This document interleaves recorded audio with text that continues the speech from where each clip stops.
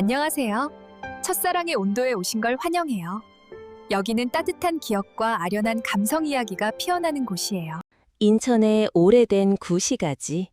시간이 깎아내고 발걸음에 닳아 반질반질해진 돌골목 한가운데 기와지붕이 굽은 낡은 건물이 마치 도시의 먼지와 연기바다에 좌초된 배처럼 서 있다. 그 건물의 다락방에서 41세의 한의사 수현은 조용하고 고독한, 그리고 아래의 분주한 삶의 리듬과 거의 단절된 삶을 살고 있다. 그는 고정된 습관의 사람이었다. 마른 약초 냄새, 침술 바늘이 톡톡 떨어지는 소리, 그리고 잠 못 드는 밤들 속에서 그의 마음은 기억과 말없는 질문들 사이를 표류했다. 수현은 미신을 믿는 사람이 아니었다. 그는 손으로 만질 수 있고, 냄새로 느낄 수 있고, 오감으로 감지할 수 있는 것들을 믿었다. 하지만 그는 부정하지 않았다. 고요한 밤, 달빛이 다락방 창문을 통해 은빛으로 스며들 때 그는 종종 묘한 존재감을 느꼈다. 유령이라기보다는 마치 그가 사는 방이 그만의 것이 아닌 듯한 어렴풋한 무언가였다. 아마 그래서 그는 늦은 밤 세상이 잠든 시간에 발코니에 서서 밤의 소리를 듣고 마음의 평온을 찾으려 했던 것일지도 모른다. 그 초가을 밤 날씨는 서늘했고 마른 잎에 톡 쏘는 냄새와 인천 바다에서 불어오는 짭짤한 향이 뒤섞여 있었다. 수현은 늘 그렇듯 낡은 도자기 주전자에 국화차를 우렸다. 그것은 부산에 있는 어머니 집에서 가져온 유일한 물건이었다. 차 향기가 공기 중에 은은하게 퍼지며 속삭임처럼 부드럽게 스며들었다. 그는 발코니에 서서 따뜻한 찻잔을 손에 들고 아래의 어두운 골목을 멍하니 바라보았다. 거리의 가로등이 희미하게 깜빡였다. 바람이 불어오며 초가을의 차가움을 실어왔고 그의 머리에 일찍 찾아온 흰머리가 살짝 흔들렸다. 모든 것이 평온했다. 여느 밤과 다름없이. 그러다 그가 그 소리를 들었다. 사락사락. 가벼운, 마치 얇은 비단이 나무 바닥 위를 스치는 듯한 소리였다. 그 소리는 마른 잎이 바스락거리는 소리나 바람이 문틈으로 스며드는 소리와 달랐다. 부드럽고 우아하며 묘한 리듬을 가진 누군가의 느리고 의도적인 발걸음 같았다. 수현은 멈칫하며 손에 든 찻잔이 살짝 떨렸다. 차에서 올라오는 따뜻한 김이 그의 얼굴을 스치며 눈에 맺힌 달빛을 흐리게 했다. 그는 귀를 기울이며 소리가 어디서 나는지 알아내려 했다. 발코니? 뒤쪽 방? 아니면 아래 골목? 사락사락. 이번엔 더 분명하고 더 가까웠다. 비단이 바닥에 스치는 소리뿐만 아니라 생동감이 느껴졌다. 마치 누군가가 긴 옷자락을 끌며 의식적으로 움직이는 듯했다. 수현은 가슴이 조여오는 것을 느꼈다. 두려움 때문이 아니라 낯설고도 불안한, 그러나 묘하게 설레는 감정 때문이었다. 그 소리는 매혹적이고 유혹적이었다. 마치 그가 속하지 않은 다른 세상에서 부르는 소리 같았다. 그는 고개를 돌려 어두운 방 안을 보았다. 아무것도 없었다. 책과 약초병이 가득한 나무 선반 위에서 기름 램프의 약한 불빛이 춤을 추고 있을 뿐이었다. 그는 방으로 들어와 발코니 문을 닫았다. 바람이 어디선가 소리를 실어왔을 거라 생각했다. 하지만 낡은 안락 의자에 앉자마자 다시 비단 소리가 들렸다. 이번엔 창문 바로 밖에서 마치 누군가가 긴 옷자락을 바람에 흔들며 서 있는 듯했다. 수현은 벌떡 일어났다. 심장이 빠르게 뛰었다. 그는 유령을 무서워하지 않았다. 한의사로서 그는 온갖 병과 환자들의 기묘한 이야기를 마주해왔다. 하지만 이 소리, 이건 그가 아는 어떤 것과도 달랐다. 위협적이지 않았지만 매혹적인 속삭임 같았다. 그는 창문을 열고 밖을 내다보았다. 아무도 없었다. 달빛이 골목을 비추며 돌바닥을 은빛 조각처럼 반짝이게 할 뿐이었다.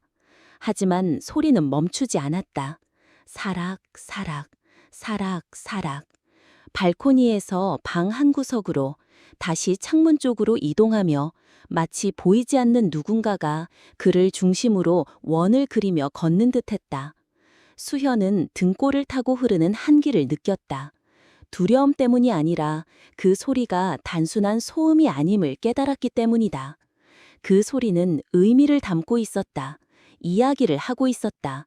그리고 그 이야기, 그가 아직 이해하지 못했지만 그를 끌어들이고 있었다. 그날 밤 수현은 잠을 이루지 못했다. 그는 소박한 나무 침대에 누워 눈을 크게 뜨고 천장을 바라보았다. 달빛 아래 천장의 균열은 기묘한 형상을 만들어냈다. 비단 소리는 그의 마음속에서 메아리 쳤다. 말 없는 멜로디처럼 부드럽고도 집요하게. 그는 설명하려 애썼다. 쥐가 바닥을 달리는 소리, 발 안에 날리는 낡은 천? 하지만 아니었다. 어떤 쥐도 저렇게 매혹적인 소리를 낼 수 없었고 이 방에는 저런 부드러운 천조각도 없었다. 그 후로 몇 밤 동안 비단 소리는 그의 삶의 일부가 되었다. 늘 자정 무렵 그가 차를 우리고 발코니에 서 있을 때 소리가 찾아왔다. 어떤 밤은 가볍게 스치듯 짧았고 어떤 밤은 길고 끈질기게 이어졌다. 마치 누군가가 무언가를 말하려 애쓰지만 말을 찾지 못하는 듯했다. 수현은 더 이상 이 다락방에서 혼자가 아님을 느꼈다. 두렵지는 않았지만 보이지 않는 존재, 이름 없는 영혼의 현존을 부정할 수 없었다. 그는 자신이 사는 방에 더 주의를 기울이기 시작했다. 작고 소박한 방, 골목을 내다보는 큰 창문과 좁은 발코니가 있었다. 오래된 나무 바닥은 걸을 때마다 삐걱거렸고 벽은 페인트가 벗겨져 오래전에 노란빛을 드러냈다. 천장에는 큰 균열이 가로질렀다. 마치 마른 강줄기 같았다. 어떤 밤 달빛이 창문을 통해 들어오면 그 균열이 숨쉬는 듯했다. 마치 비단 소리가 들려주는 이야기의 일부인 듯. 수현은 설명할 수 없는 것에 답을 찾으려는 사람이 아니었다. 그는 한의사로 대대로 전해진 한약과 과학을 믿었다. 하지만 이 비단 소리는 그의 세계에 속하지 않았다. 다른 곳, 다른 시간에 속한 것이었다. 그리고 매야 그 소리가 울릴 때마다 그는 현실과 그보다 더 크고 깊은 무언가의 경계에 서 있는 듯했다. 어느 밤 비단 소리가 그 어느 때보다 분명해졌을 때 수현은 더 이상 그것을 피해 다니지 않기로 했다. 그는 방 한가운데 서서 눈을 감고 그 소리에 자신을 내맡겼다. 그것은 단순한 천의 마찰음이 아니었다. 발걸음의 리듬, 숨결, 떠나지 않은 영혼의 소리였다. 그리고 그 순간 그는 젊은 여인의 존재를 느꼈다.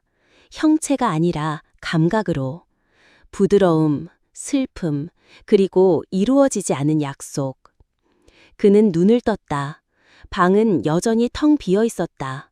하지만 책상 위 국화차 주전자는 김이 모락모락 피어오르고 있었다. 마치 방금 차를 따른 듯했다. 수현은 언제 차를 따랐는지 기억나지 않았다. 그는 창밖을 보았다. 달빛은 여전히 차갑게 빛났다. 그리고 그곳, 한순간 스쳐 지나가는 순간 그는 흐릿한 형체를 보았다. 선명하지 않았지만 그의 심장을 조이기에 충분했다. 하얀 비단 옷을 입은 여인이 발코니에 조용히 서서 어두운 골목을 바라보고 있었다. 그러곤 그 형체는 사라졌다. 마치 존재하지 않았던 것처럼. 수현은 더 이상 아무 일도 없는 척할 수 없음을 알았다. 비단 소리, 형체, 그리고 그 감각 모두 그를 부르고 있었다. 그는 두려워서가 아니라 누군가에게 답을 빚지고 있다는 느낌 때문에 알아내야 했다. 그래서 이른 아침, 새벽빛이 막 떠오를 무렵 그는 과거의 조각들을 뒤지기 시작했다. 오래된 건축 도면, 구시가지에 얽힌 이야기들, 그리고 이 다락방이 숨기고 있는 비밀들을. 다음 날 아침, 인천 구시가지의 굽은 기와지붕 위로 새벽빛이 황금빛으로 물들 때 수현은 낡은 나무 책상에 앉아 있었다. 손에는 어젯밤부터 식어버린 국화차 한 잔이 들려 있었다. 그의 눈은 피곤했지만 잠이 부족해서가 아니라 마음속 깊이 소용돌이치는 생각들 때문이었다. 어젯밤에 사락거리는 비단 소리가 여전히 그의 내면 어딘가에서 메아리 쳤다. 더 이상 그 소리를 부정하려 하지 않았다. 단출하고 익숙한 이 다락방은 비밀을 품고 있었다. 아직 풀리지 않은 이야기, 그리고 그는 그 이야기를 찾아내야 한다는 것을 알았다. 수연은 현실적인 사람이었다. 한의사로서 그는 병의 근본 원인을 찾는 데 익숙했다. 질병, 고통, 인체의 불균형을 진단하는 일이었다. 하지만 이번에 그가 마주한 것은 맥박이나 안색으로 진단할 수 있는 병이 아니었다. 그것은 존재감, 기억, 그가 배운 고대 의학 서적을 넘어서는 무언가였다. 그러나 그는 말없는 질문 앞에서 쉽게 포기하는 사람이 아니었다.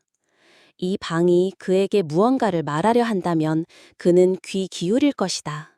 그는 다락방에 있는 소박한 물건들을 뒤지기 시작했다. 의학 자료와 개인 물품을 보관하는 낡은 나무 장롱이 시작점이었다. 서류 더미 아래 장롱 구석에 잊혀있던 작은 철제 상자를 발견했다. 가장자리가 녹슨 상자는 그의 것이 아니었다.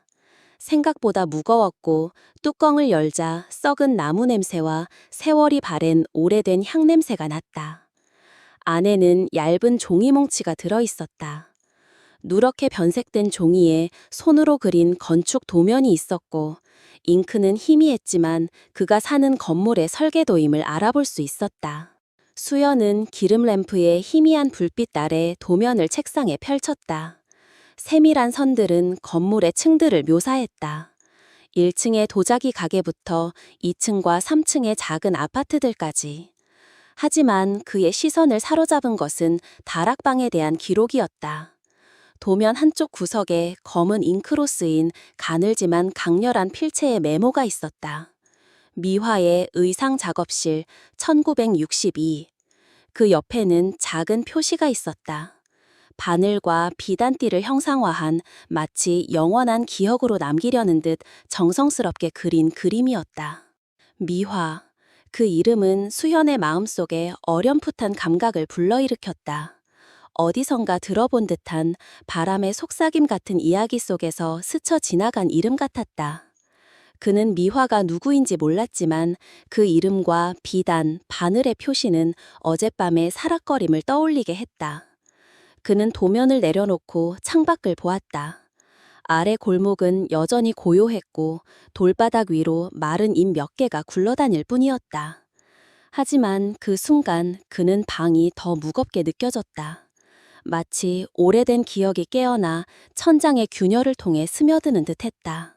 수연은 더 알아내기로 했다. 그는 거리로 내려가 이 도내에서 어린 시절부터 살아온 김 노인네의 도자기 가게를 찾았다. 백발에 온화한 미소를 띤 김 노인은 인천의 옛 이야기를 간직한 보물창고 같은 사람이었다.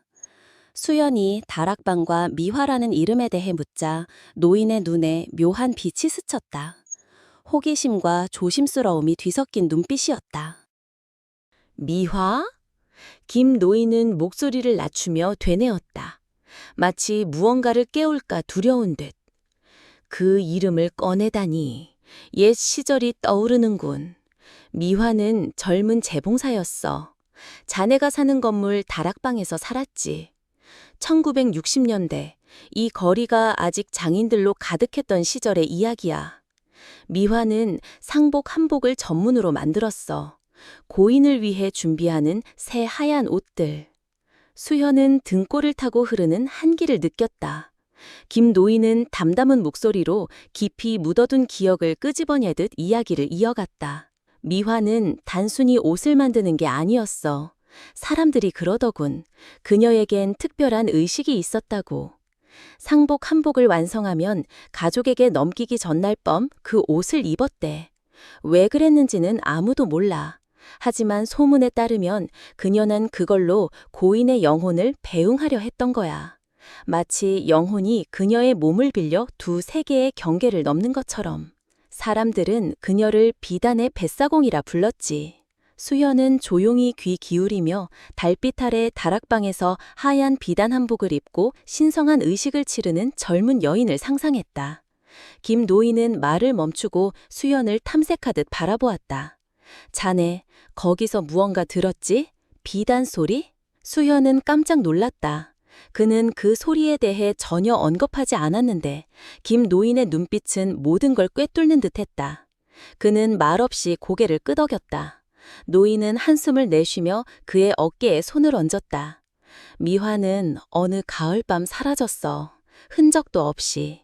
사람들이 온 동네를 뒤졌지만 다락방 창문에 걸린 하얀 한복만 찾았지. 마치 그녀가 그 안으로 녹아든 것처럼.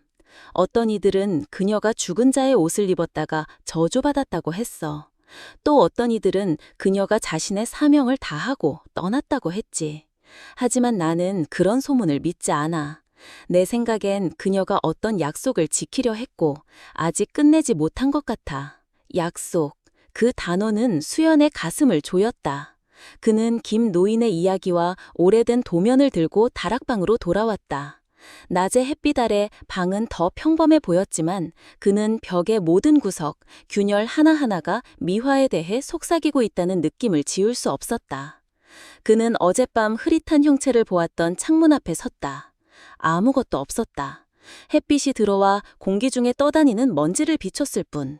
하지만 창틀을 만지던 그의 손가락이 거의 보이지 않는 작은 새김을 발견했다. 도면의 비단띠와 똑같은 곡선 모양의 흔적이었다. 그날 밤 수연은 차를 우리지 않았다. 그는 어둠 속에 앉아 기다렸다. 예상대로 비단 소리가 다시 찾아왔다. 이번엔 더 분명하고 더 가까웠다. 사락사락, 사락사락. 소리는 그의 주위를 맴돌았다. 마치 누군가가 옷자락을 스치며 걸으며 깊은 슬픔을 전하는 듯했다. 수연은 눈을 감고 그 소리에 몸을 맡겼다. 그는 두렵지 않았다. 단지 이해하고 싶었다. 그리고 그 고요한 순간 그는 분명히 깨달았다. 비단 소리는 위협이 아니었다. 그것은 간청이었고 미완의 의식, 공간에 남아있는 맹세였다. 그는 눈을 뜨고 발코니를 바라보았다. 달빛이 다시 빛났고 그곳에서 한순간 스쳐 지나가는 순간 그는 그것을 보았다. 창문에 걸린 것이 아니라 가볍게 날리는 하얀 비단띠, 마치 안식을 찾지 못한 영혼처럼. 수현은 자신이 이 방의 단순한 세입자가 아님을 알았다. 그는 미화의 이야기, 그녀가 남긴 약속, 그리고 그녀가 끝내지 못한 신성한 의식의 일부였다. 그를 무엇이 기다리고 있는지 알 수 없었지만 그는 비단 소리가 멈추지 않을 것임을 알았다. 반세기 전 미화가 시작한 것을 그가 완성할 방법을 찾을 때까지. 그 이후의 밤들, 수현은 더 이상 한의사로서의 논리로 비단 소리를 설명하려 하지 않았다. 그는 그 소리를 다락방의 일부로 받아들였다. 마른 약초 냄새나 낡은 나무 바닥의 삐걱거림을 받아들이듯이. 하지만 그 수용이 불안을 덜어주지는 않았다. 비단 소리는 더 이상 단순한 소리가 아니었다. 그것은 상기시키는 소리였고 초대였으며 때로는 책망이었다. 매일 밤 방의 숨결처럼 규칙적으로 찾아왔다. 그리고 매번 조금 더 급박하게 느껴졌다. 마치 시간이 점점 줄어드는 듯했다. 수연은 자신의 습관을 바꾸기 시작했다. 더 이상 발코니에 서서 밤의 소리를 듣지 않았다. 대신 그는 방 안에서 낡은 안락의자에 앉아 의학서적을 손에 들었지만 눈은 창문에서 떨어지지 않았다. 그는 기다렸다. 호기심 때문이 아니라 자신이 더 큰 이야기, 아직 명확히 이해하지 못한 책임 속으로 끌려들고 있음을 느꼈기 때문이다. 김 노인의 미화와 상복 한복으로 영혼을 배웅하는 의식에 대한 이야기가 그의 마음 깊이 새겨졌다. 그는 비단 소리가 우연한 현상을 깨달았다. 그것은 이루어지지 않은 약속이었고 어쩌다 보니 그가 그 약속을 끝낼 사람으로 선택된 것 같았다. 어느 밤 달빛이 창문을 통해 은빛으로 스며들며 공기 중의 먼지가 작은 빛의 점들처럼 반짝일 때 비단 소리가 다시 울렸다. 하지만 이번엔 발코니나 방 구석에서 오는 것이 아니었다. 바로 그의 등 뒤에 서였다. 사락사락, 너무 가까워서 차가운 숨결이 그의 목덜미를 스치는 듯했다. 수현은 바로 돌아보지 않았다. 심장이 세게 뛰었지만 두려움 때문은 아니었다. 그것은 다른 세계로 통하는 문 앞에 선 사람의 감각이었다. 위험하지는 않았지만 깊고 예측할 수 없는. 그는 깊게 숨을 들이쉬고 천천히 몸을 돌렸다. 아무도 없었다. 방은 여전히 텅 비어 있었고 벽 위에서 기름 램프의 불빛이 춤추며 왜곡된 그림자를 만들 뿐이었다. 하지만 차 탁자를 내려다본 순간 그는 숨을 멈췄다. 오늘 밤 손도 대지 않은 국화차 주전자에서 두 잔의 차가 이미 따라져 있었다. 그의 의자 앞에 놓인 잔에서는 김이 피어올랐다. 마치 방금 따른 듯했다. 맞은편의 다른 잔에서도 김이 피어올랐지만 그곳에는 아무도 앉아있지 않았다. 얇은 수증기가 달빛 속으로 녹아들며 희미한 안개처럼 보였다. 마치 형체 없이 존재하는 누군가의 영혼 같았다. 수현은 가슴이 조여오는 것을 느꼈다. 그는 유령을 두려워하지 않았다. 그는 그런 것을 믿은 적이 없었다. 하지만 지금 이 순간 그는 혼자가 아님을 알았다. 그는 두 번째 찻잔에 손을 뻗었다. 도자기의 따뜻함을 느끼며 손가락이 살짝 떨렸다. 그것은 이상할 정도로 현실적이었다. 마치 보이지 않는 손이 그 잔을 방금 내려놓은 듯했다. 그리고 그의 눈이 탁자 위에 또 다른 물건을 발견했다. 오랜 세월 접혀있던 누렇게 변색된 종이 한 장. 그 위의 글씨는 가늘고 부드러웠지만 마치 온 영혼을 담아 쓴 듯 강렬한 힘을 띠고 있었다. 마지막으로 나를 위해 바느질하게 해줘. 그러고 나면 떠날게. 수연은 그 문장을 반복해서 읽었다. 각 단어가 그의 심장에 비수처럼 꽂혔다. 단순한 문장이었지만 깊은 슬픔과 무시할 수 없는 간청이 담겨 있었다.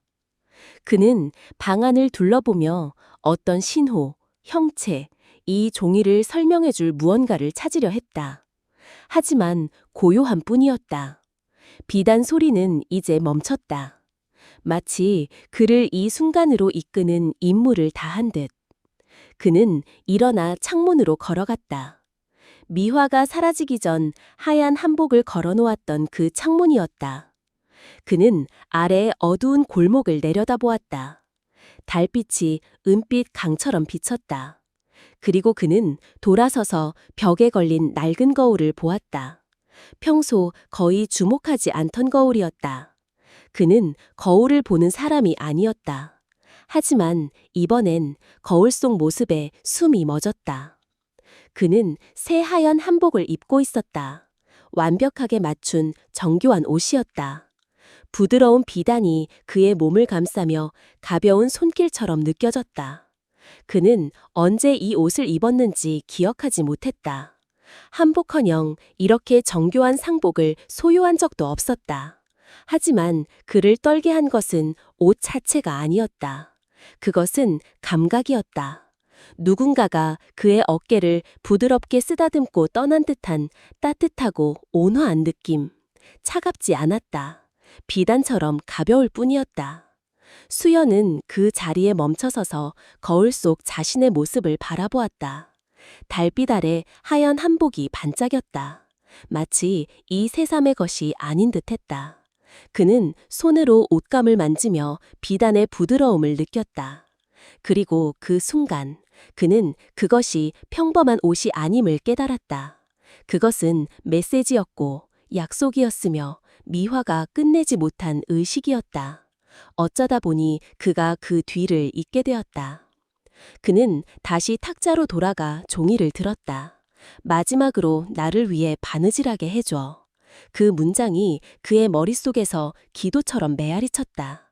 그는 미화가 무엇을 원하는지 몰랐지만 그녀와 깊은 연결을 느꼈다.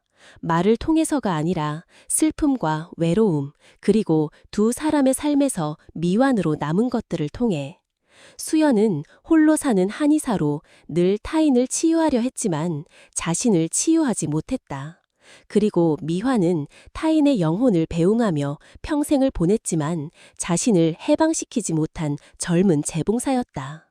그는 자리에 앉아 종이를 탁자에 내려놓고 눈을 감았다. 비단 소리는 더 이상 들리지 않았지만 그는 미화의 존재를 그 어느 때보다 분명히 느꼈다. 두려운 유령이 아니라 기다리고 희망하는 온화한 영혼이었다. 그는 다음에 무엇을 해야 할지 몰랐지만 그 간청을 외면할 수 없음을 알았다.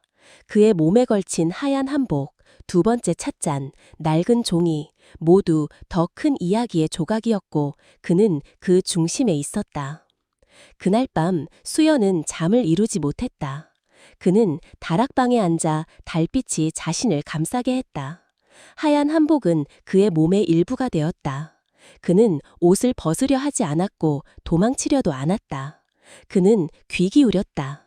귀로가 아니라 마음으로.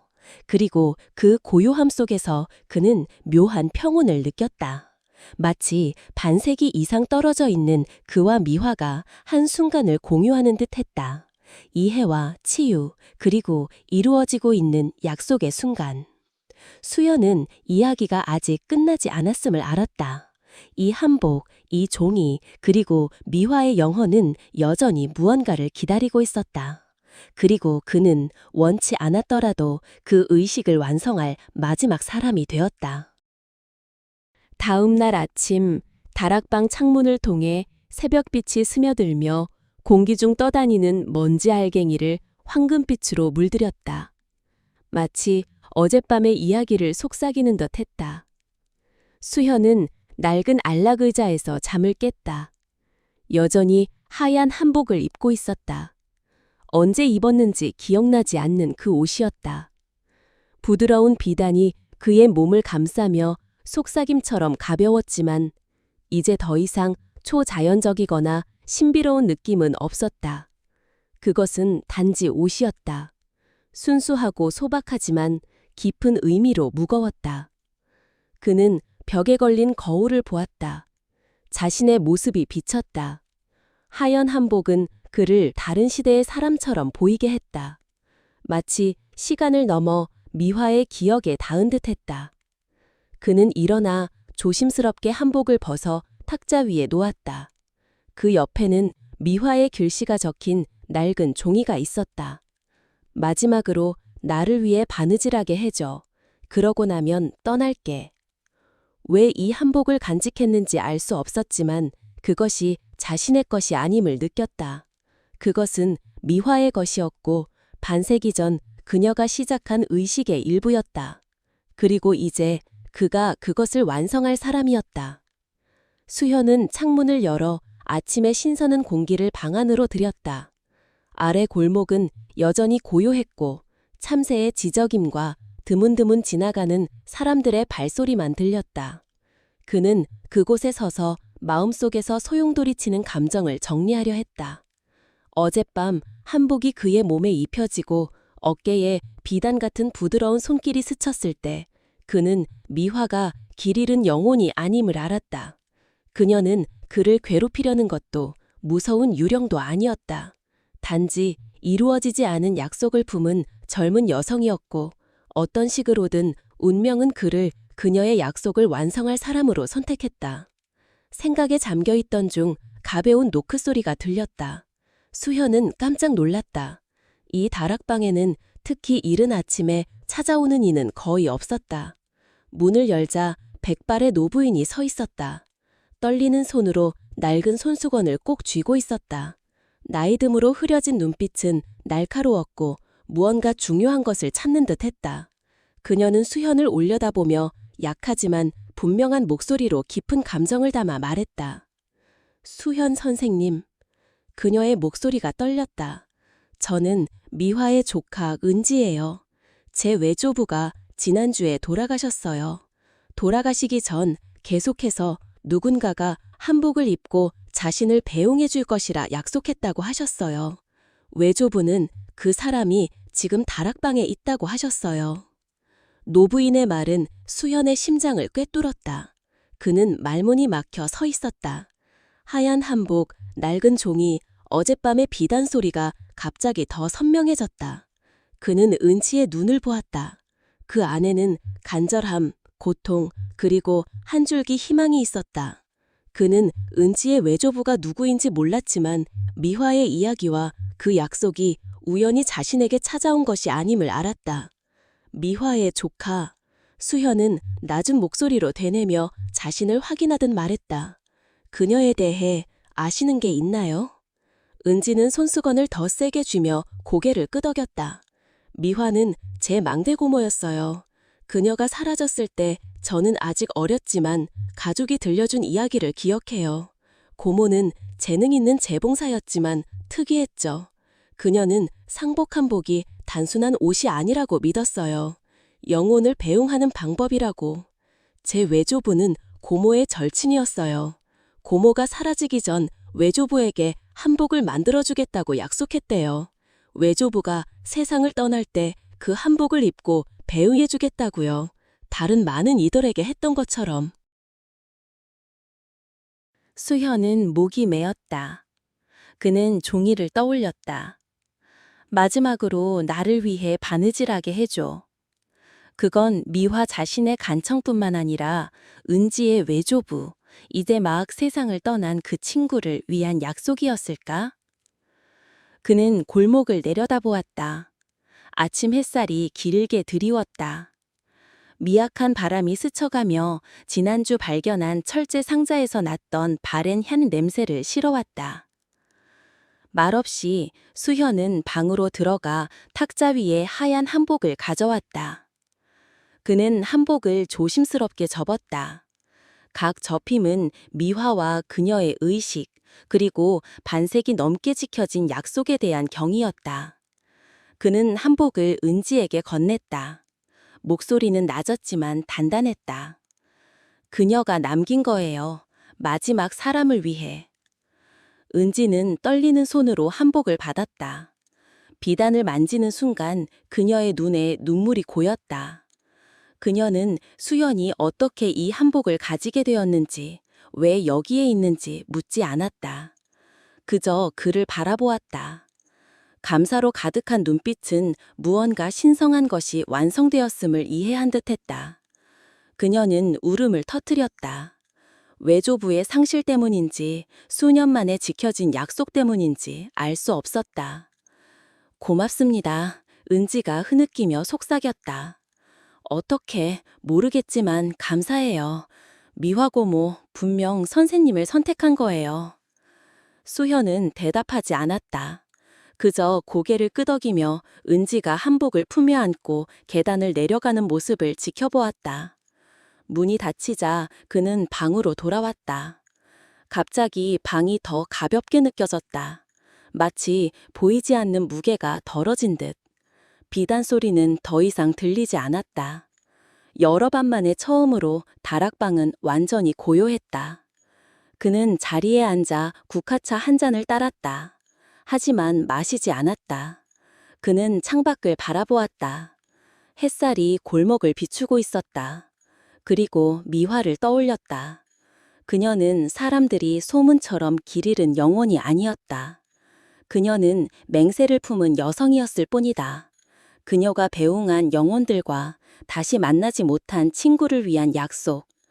수현은 자신이 정말로 그녀를 도운 것인지 알지 못했지만 한복이 은지에게 전해지며 하나의 원이 완성되었음을 알았다. 의식, 약속, 치유. 그날 밤 몇 주 만에 처음으로 수현은 꿈없는 잠을 잤다.